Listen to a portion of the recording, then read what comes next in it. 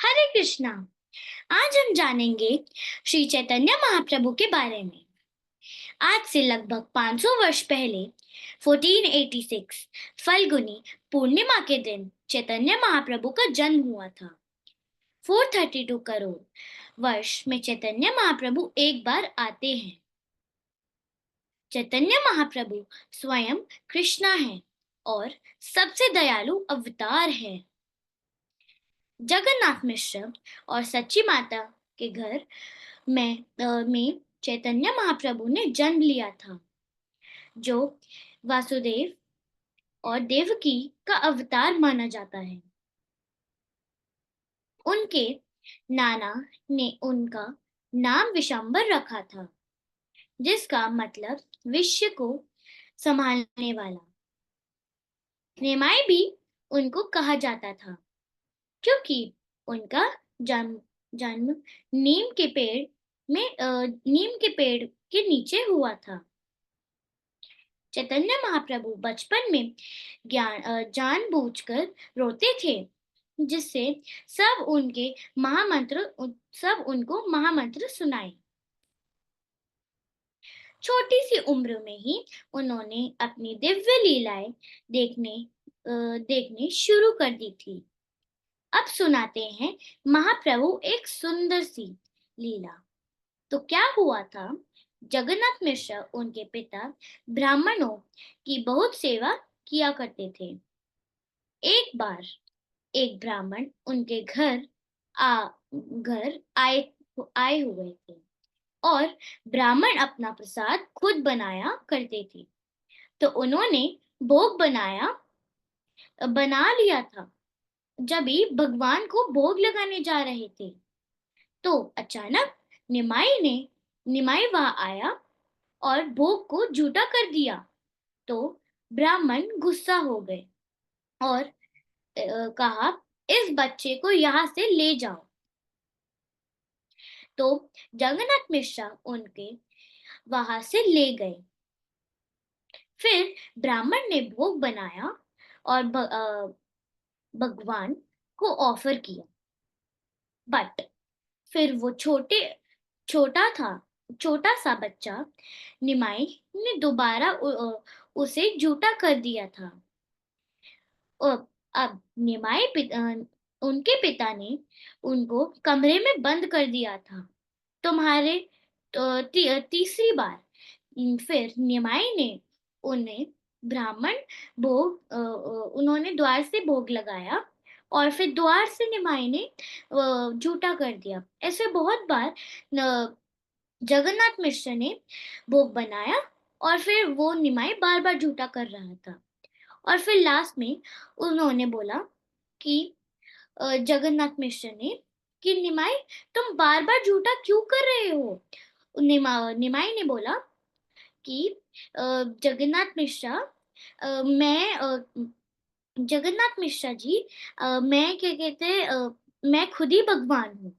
तो उन्होंने हैरान होके उन्होंने माफी मांगी भगवान से, और निमाई ने श्याम सुंदर रूप के दर्शन दिखा दिए उनको।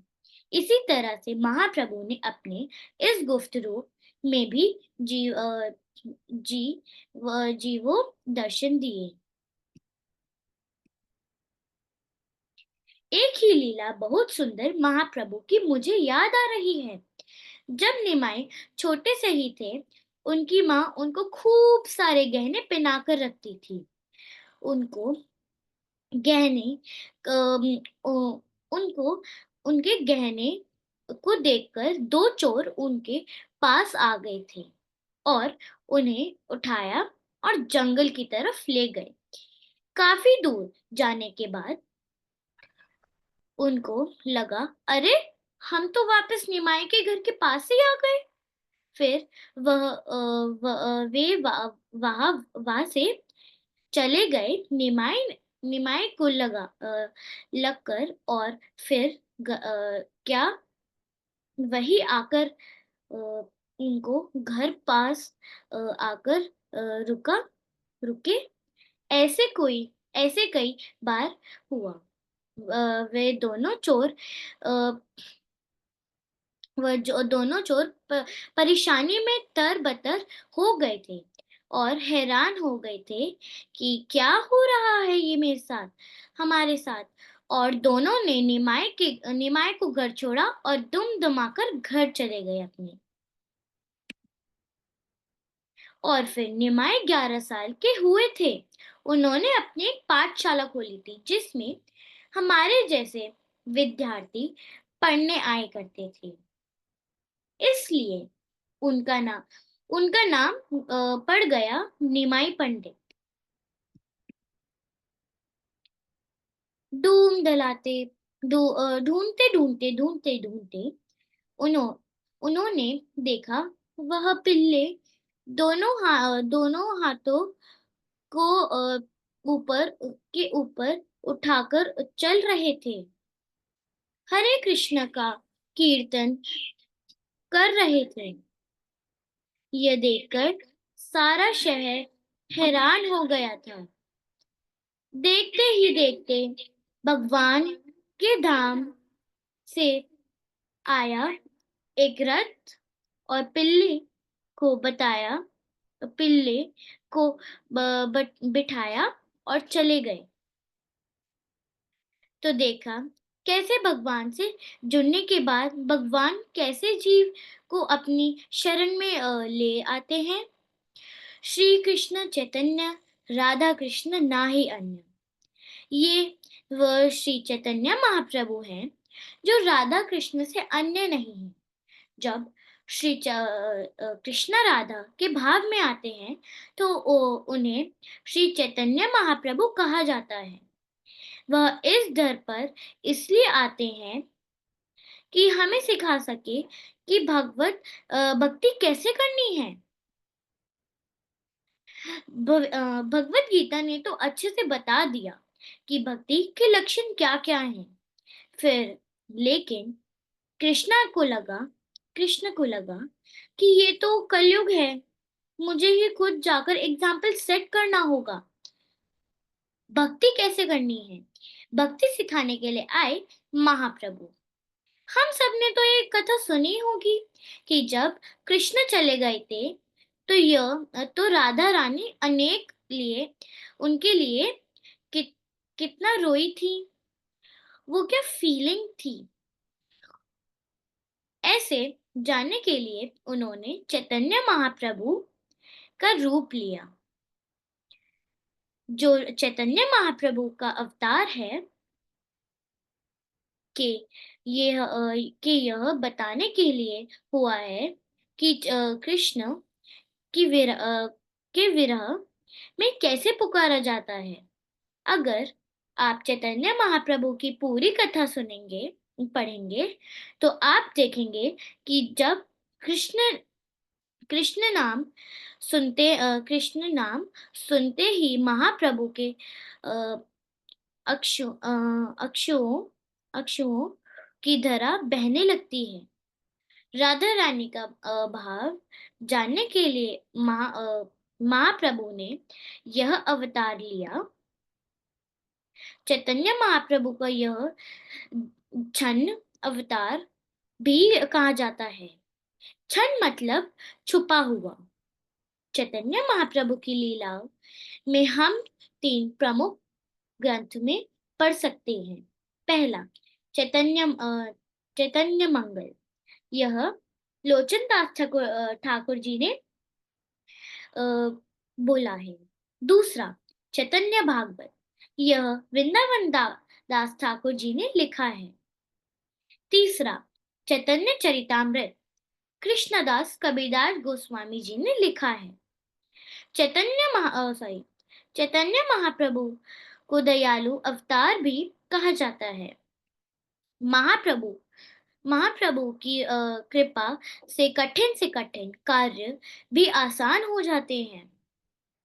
चैतन्य महाप्रभु ने भग, अ, भक्त अ, भक्ति मार्ग में बहुत सरल बना दिए हैं। हरे कृष्णा जप करो और भागवत धाम वापस जाओ। उनकी भविष्यवाणी थी कि यह कि ये हरे कृष्ण विश्व के कोने कोने में गूंजी और उनकी भविष्यवाणी साहित्य हो रही थी। अब हम जाएंगे चैतन्य महाप्रभु ने हमें क्या शिक्षाएं दी। पहला, हमें पूजा किसकी करनी है? हमें पूजा कृष्णा की करनी है।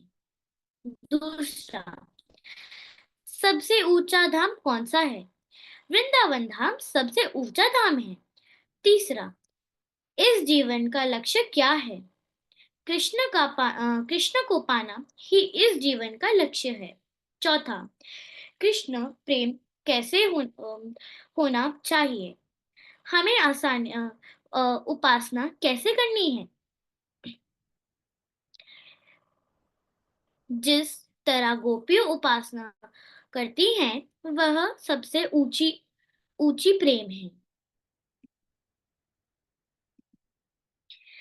पांचवा, सबसे ऊंचा शास्त्र कौन सा है? बताते ही भागवतम ही सबसे ऊंचा शास्त्र है। इस सेशन का समाप्त करने से पहले एक बार चैतन्य महाप्रभु का महामंत्र बोलेंगे सब लोग। नमो महावदन्याय कृष्णा प्रेम प्रदायते कृष्णाय कृष्ण चैतन्य नामा गौर तुष्ण नमः। हरे कृष्णा, मुझसे काफी सारी गलतियां हुई होंगी, उसके लिए मुझे क्षमा कर दीजिएगा। हरे कृष्णा। श्रीला प्रभुपाद की जय। Thank you alga. Well done बेटा। आपने बहुत अच्छे से ट्राई किया और अच्छे से प्रिपेयर किया। Thank you so much. Hare Krishna. Thank you माता जी। हरे